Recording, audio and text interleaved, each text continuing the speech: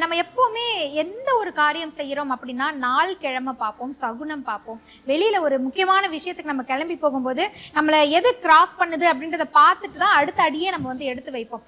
அந்த அளவுக்கு இந்த இயற்கைக்கும் இந்த பிரபஞ்சத்துக்கும் நமக்கும் இருக்கக்கூடிய அந்த பிணைப்பை நம்மளால வந்து நீக்கவே முடியாத. வீட்டுல மகாலட்சுமியினுடைய அம்சம் இருக்கு அப்படின்னா என்னென்ன மாதிரியான ஜீவராசிகள் உங்க வீடுகளை தேடி வரும் அப்படின்றது தான் இன்னைக்கு. எப்படி உங்களுடைய அன்பையும் நம்பிக்கையையும் இறைவனை உணர்ந்துட்டாங்க அப்படின்னா மகாலட்சுமி உங்க வீட்டிலேயே இருக்காங்க அப்படின்றத உங்களுக்கு கண் முன்னாடி உணர்த்துவாங்க. எளிமையா அதை ஜீவராசிகளை வச்சு நம்ம வீட்டை சுத்தி இருக்கக்கூடிய ஜீவராசிகள் மூலமாகவே நம்ம வீட்டுல மகாலட்சுமியினுடைய அம்சம் இருக்கா அப்படின்றத தெரிந்து கொள்ள முடியும். இதுல எதுவுமே எங்க வீட்டுல நடக்கல அப்படின்னா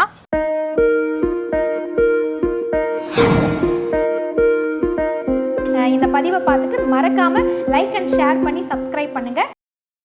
ஆர்த்தி விலாக் நேயர்கள் அனைவருக்கும் அன்பார்ந்த வணக்கம். இந்த பதிவுகளை எல்லாம் பார்த்துட்டு பாசிட்டிவா நேர்மறையா நம்பிக்கையா உங்களுக்கு ஒரு மனசுல ஒரு எண்ணம் வருது அப்படின்னா அதுதான் எங்களுடைய வெற்றி அப்படின்றத நான் பார்க்குறேன்.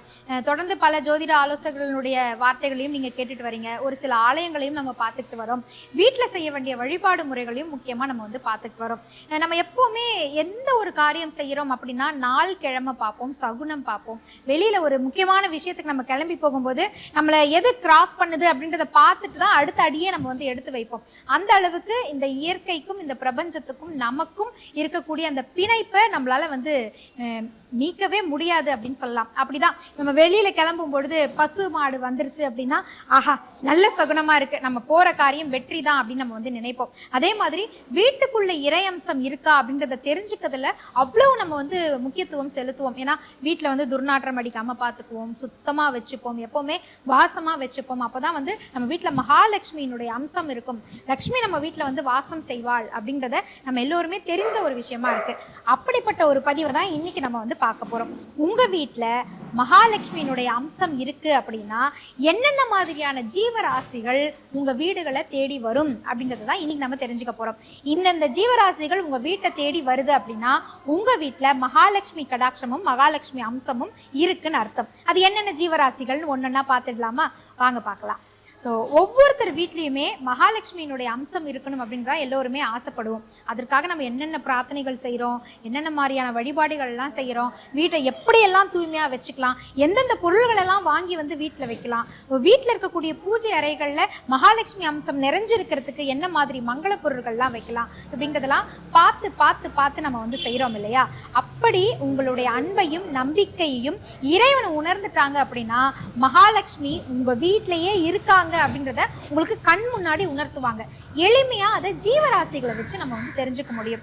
முதல்ல பார்த்தீங்கன்னா உங்க வீடை தேடி பசுமாடு வருது அப்படின்னா, உங்க வீட்டு வாசல்ல வந்து பசுமாடு நின்று அம்மா அப்படின்னு அழைக்குது அப்படின்னா, உணவு கேட்குது அப்படின்னா, இல்லை உங்க வீட்டு வாசலை தேடி வந்து அமர்ந்து ஓய்வெடுக்குது அப்படின்னா, இல்லைன்னா எல்லா வீடுகளையும் கடந்து நம்ம வீட்டு வாசல்ல வந்து சாணமிடுது அப்படின்னா உங்க வீட்டில் மகாலட்சுமி கடாட்சம் இருக்கு அப்படிங்கிறத நீங்க புரிஞ்சுக்கலாம். ஏன்னா பசு அப்படின்னு பார்த்தீங்கன்னா அது மகாலட்சுமியினுடைய அம்சமா நம்ம சொல்லலாம். 33 தேவர்கள் வசிக்கக்கூடிய ஒரு அற்புத இடமா பசுவை வந்து நம்ம சொல்லுவோம். கோவில்கள் வந்து திறக்கிறது அப்படின்றதே கோ பூஜைக்கு பிறகுதான் இறைவனினுடைய தரிசனத்தையே நம்ம வந்து பார்க்குறோம். கோமாதா முதல்ல போய் அந்த இறைவனை பார்த்த பிறகுதான் இறைவனினுடைய மூலஸ்தானமே திறக்கப்பட்டு மக்களுக்கு தரிசனத்துக்கு கொடுக்குறாங்க. அப்படிப்பட்ட பசுமாடு உங்க வீட்டை தேடி வந்து உங்களுக்கு உணவு கேட்குது, இல்லை நீங்கள் தொடர்ந்து வந்து பசுமாடுக்குன்னே ஒரு இடத்தை ஒதுக்கி அங்கே பசுவுக்கான தேவையான உணவுகள்லாம் நாங்கள் போட்டு வச்சுருவோங்க, எங்கே இருந்தாலும் இந்த பசுமாடு தேடி வந்து இங்கே அந்த உணவு சாப்பிட்டுட்டு தாங்க போகும், இங்கே அமர்ந்து ஓய்வு எடுத்துக்கிட்டு தான் போகும், எங்கள் வீட்டு வாசலில் தான் சாணம் இடுது, எங்கள் வீட்டு வாசலில் வந்து நின்று அம்மான்னு அழைக்கும், பசுவும் கன்றுக்குட்டியும் சேர்ந்து எங்கள் வீட்டு வாசலுக்கு வந்து போகுது அப்படின்னா உங்கள் வீட்டில் முழுக்க முழுக்க மகாலட்சுமியினுடைய கடாட்சம் இருக்குன்னு அர்த்தம். இரண்டாவது பார்த்தீங்கன்னா உங்க வீட்டுக்குள்ள எறும்புகள் படையெடுத்து வருது அப்படின்னா கண்டிப்பா உங்க வீட்டில் மகாலட்சுமி அம்சம் இருக்குன்னு அர்த்தம். பல பேர் வந்து எறும்பு வீட்டுக்குள்ள வருது, குழந்தைகள்லாம் இருக்காங்கங்க, கடிச்சிருமோன்னு பயமா இருக்கு, காதுல புகுந்துருமோன்னு பயமா இருக்கு, அதனால எறும்புகளுக்கு வரக்கூடாதுன்றதுக்கு என்னென்ன வழிகள்லாம் இருக்குன்னு பாக்குறோம், எறும்பு பவுடர்லாம் போடுறோம் அப்படின்றவங்க தயவு செய்து அதை தவிர்த்துடுங்க. ஏன்னா மகாலட்சுமி நம்ம வீட்டுக்குள்ள வரதுனுடைய ஒரு அறிகுறி தான் எறும்புகள் நம்ம வீட்டுக்குள்ள வருது. இதை வந்து எப்படி நம்ம தவிர்க்கலாம் அப்படின்னு பார்த்தீங்கன்னா, பச்சரிசியை பொடிச்சு வச்சுக்கோங்க, சர்க்கரையும் கொஞ்சம் பொடிச்சு மாவா பொடிச்சு வச்சுக்கோங்க, ரெண்டையும் கலந்து எங்கெங்கெல்லாம் வீட்டு ஓரங்கள் இருக்கோ அந்த இடத்துல அப்படியே வரிசையா தூவிடுங்க. இல்லை உங்க வீட்டில் தோட்டம் வச்சிருக்கீங்கன்னா அங்கே தூவிடலாம், இல்லை செடிகள் வச்சிருக்கீங்கன்னா அங்கே நீங்க தூவி விட்டீங்கன்னா வீட்டுக்குள்ள வர எறும்பு இந்த வாசத்துக்கு எங்கெங்கெல்லாம் செடிகள் இருக்கோ அந்த இடத்துக்கு இனிப்பை தேடி போயிடும். உங்க வீட்டுக்கு மகாலட்சுமி கடாட்சமும் இருக்கும், எறும்புகளை நீங்க விரட்ட வேண்டிய அவசியமும் இருக்காது. அதனால எறும்புகள் வீட்டுக்குள்ள வருது அப்படின்னா நீங்க வருத்தப்படாதீங்க, அது வராம இருக்கிறதுக்கான வழிகளை பார்க்காதீங்க. இந்த மாதிரி வீட்டை சுற்றி வருவதற்கான வாய்ப்புகளை அதுக்கு ஏற்படுத்தி கொடுங்க. இதையும் தாண்டி கண்டிப்பா பாத்தீங்கன்னா திடீர்னு வீட்டுக்குள்ள ஒரு கட்டெரும்பு கூட்டம் அப்படியே வந்தது அப்படின்னா ஏதோ ஒரு தெய்வ அம்சம் வீட்டுக்குள்ள வந்து உலாவணும்னு இருந்திருக்கு, அது மகாலட்சுமியின் அம்சமாக தான் இருக்கும். அதனால அதை அந்த தருணத்துக்கு கொஞ்சம் அதை வந்து நீங்க அட்ஜஸ்ட் பண்ணிட்டு இருந்தீங்கன்னா கண்டிப்பா வந்த எறும்புகள் திரும்பவும் போயிடும். அதனால வீட்டுக்குள்ள எறும்பு வந்ததுனாலும் மகாலட்சுமி அம்சம் இருக்குன்னு அர்த்தம். மூன்றாவது, இப்போ எல்லாராலையும் பார்க்க முடியாத ஒரு விஷயம், பட் அது உங்க வீட்டில் நடக்குது அப்படின்னா ரொம்ப சிறப்பு. ஆந்தையை வந்து இரவு நேரங்களில் தான் நம்மளால பார்க்க முடியும், வீடுகளில் பெரும்பாலும் பார்க்க முடியாது. ஆனால் உங்கள் வீட்டு தோட்டத்திலேயோ இல்லை உங்கள் வீட்டு பின்புறத்துலையோ இல்லை உங்கள் வீட்டு மேலே ஏதேனும் இருள் சூழ்ந்த இடத்துலையோ நீங்கள் ஆந்தையை பார்க்குறீங்க அப்படின்னா ஆந்தை மகாலட்சுமியினுடைய வாகனம் இல்லையா? அதனால கண்டிப்பாக மகாலட்சுமியினுடைய அம்சம் உங்கள் வீட்டில் நிறைஞ்சிருக்குன்னு அர்த்தம். அதனால ஆந்தையை பார்த்த உடனே யாரும் பயப்பட வேண்டாம், ஆந்தை இருக்கிறதுனால ஏதாவது எதிர்மறையான விஷயங்கள் நடக்குமா அப்படின்லாம் நீங்கள் யாருமே துளி கூட நினைக்கவே நினைக்காதீங்க. ஆந்தை என்பது மகாலட்சுமியினுடைய ஸ்வரூபம் தான். அந்த ஆந்தையினுடைய தரிசனம் உங்கள் வீட்டுக்குள்ளே உங்களுக்கு கிடைக்குது அப்படின்னா உங்கள் வீட்டில் மகாலட்சுமியினுடைய அம்சம் இருக்குது அப்படின்றதுல மாற்று கருத்தே கிடையாது. அதே மாதிரி மகாலட்சுமி அம்சம் உங்கள் வீட்டை சுற்றி நிறைஞ்சிருக்கு அப்படின்னா கருடன் உங்கள் வீட்டு மேலே சுற்றி வரதை வலம் வரதை நீங்கள் பார்க்கலாம். பொதுவாக கருடன் வந்து மிக உயரமான இடங்களில் தான் அமர்ந்து நம்ம வந்து பார்க்க முடியும். நம்ம வீடுகளில் வந்து அமருமா அப்படின்னு கேட்டிங்கன்னா அது வந்து கேள்விக்குறி தான். ஆனால் கருடன் நம்ம வீட்டை சுற்றி வேகமாக சுற்றி வருது, வலம் வந்துக்கிட்டே இருக்கு, என்னால் கருடனுடைய தரிசனம் பார்க்க முடியுது அப்படின்னா மகாலட்சுமியினுடைய தரிசனம் உங்களுக்கு வீட்டுக்குள்ளே கிடைச்சிருக்குன்னு அர்த்தம்.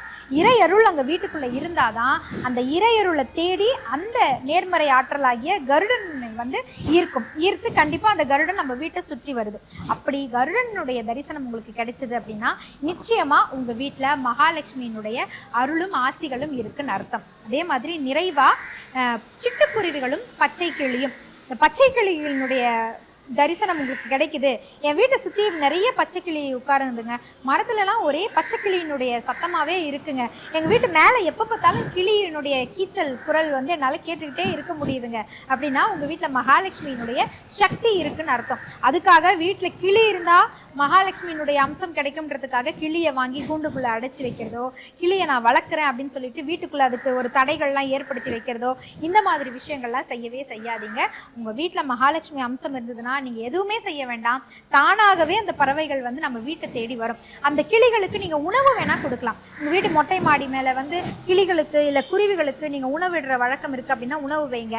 அந்த உணவை தேடி கண்டிப்பாக அந்த வீட்டில் ஒரு நல்ல அம்சம் இருக்குது அப்படின்னா கிளியும் குருவியும் தேடி வரும். அதே மாதிரி வீட்டில் குருவிகள் கூடு கட்டுறது அப்படின்றது நம்ம கொடுத்து வச்சது அப்படின்னு நம்ம சொல்லலாம். அதனால் உங்கள் வீட்டில் சிட்டுக்குருவிகள் கூடு கட்டி இருக்குது, இல்லை உங்கள் வீட்டு மரப்பொந்துகளில் சிட்டுக்குருவிகள் வசிக்குது அப்படின்னா அதை பார்த்து ரசிங்க. ஏன்னா மகாலட்சுமியின் அம்சம் அதன் மூலமாக உங்கள் வீட்டுக்குள்ளே வரப்போகுதுன்னு தான் அர்த்தம். அதனால் சிட்டுக்குருவிகளையும் பச்சை கிளிகளையும் நாம் துன்புறுத்தாமல் அதுவாகவே வந்து நம்ம வீட்டில் வாசம் செய்யுது அப்படின்னா நம்ம வீட்டில் மகாலட்சுமியினுடைய அம்சம் வாசம் செய்து இருக்கின்றது அப்படின்றதுல எந்த மாற்று கருத்தும் கிடையாது. 100% நீங்கள் தெரிஞ்சுக்கலாம். ஸோ இப்படி நம்ம வீட்டை சுற்றி இருக்கக்கூடிய ஜீவராசிகள் மூலமாகவே நம்ம வீட்டில் மகாலட்சுமியினுடைய அம்சம் இருக்கா அப்படின்றத தெரிந்து கொள்ள முடியும். இதில் எதுவுமே எங்கள் வீட்டில் நடக்கலை அப்படின்னா தொடர்ந்து நீங்கள் பசுவுக்கு ஏதாவது உணவு உங்கள் வீட்டு வாசலில் வச்சு பாருங்கள். வீட்டை சுற்றி எறும்புக்கு பச்சரிசி சர்க்கரை கலந்த பொடிகளை வந்து தூவி பாருங்கள். மேலே கிளிகளுக்கும் குருவிகளுக்கும் உணவு வச்சு பாருங்கள். வீட்டை எப்போவுமே சுத்தமாக வச்சு நறுமணம் மிக்க பொருட்கள் மூலமாக வீட்டை வாசமாக வச்சு பாருங்கள். நிச்சயமாக உங்கள் வீட்டில் வீட்லேயும் மகாலட்சுமி வந்து வாசம் செய்வாள். அதை இந்த ஜீவராசிகள் மூலமாக உங்களுக்கு உணர்த்துவாங்க. ஸோ இந்த பதிவின் மூலமாக உங்கள் வீட்டு தொடர்ந்து வந்துட்டு இருக்கக்கூடிய ஜீவராசிகள் என்னென்ன அப்படின்றத எங்களுக்கு கமெண்ட் மூலமாக தெரியப்படுத்துங்க. இந்த பதிவு உங்களுக்கு பயனுள்ள பதிவாக இருக்குது அப்படின்னு நினச்சிங்கன்னா நிச்சயமாக உங்களுடைய அன்பை லைக் அண்ட் ஷேர் மூலமாக தெரியப்படுத்துங்க. உங்கள் வீட்டிலும் மகாலட்சுமி வாசம் செய்து மகாலட்சுமியினுடைய கடாட்சத்தை நீங்களும் பெறணும் அப்படின்றது தான் என்னுடைய ஆசை. நன்றி.